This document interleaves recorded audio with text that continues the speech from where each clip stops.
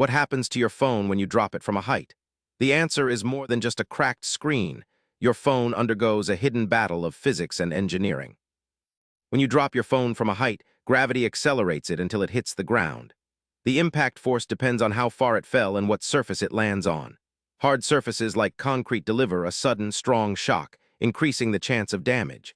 Softer surfaces like carpet absorb some energy, reducing harm. This force presses on the phone's body and internal parts, testing the limits of its design and materials. Even if the screen looks fine, internal damage may occur. The battery, delicate circuits, and connectors can shift or break due to impact vibrations. Sometimes the phone might stop working properly days after a drop because of these hidden failures. Manufacturers use shock-absorbing materials and secure component placement to reduce this risk, but not all phones are equally durable. Phones often feature strengthened glass like Gorilla Glass with special coatings that resist scratches and cracks. These materials can absorb some impact energy by flexing slightly.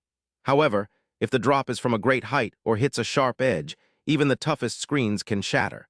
Screen protectors add an extra layer but can only do so much against serious impacts. Surprisingly, some phones have sensors that detect a fall in progress and respond by parking the hard drive or locking components momentarily to reduce damage. These features aren't present in all models, but they represent clever tech working behind the scenes to protect your device during those critical seconds. So what happens to your phone when you drop it from a height goes far beyond a cracked screen.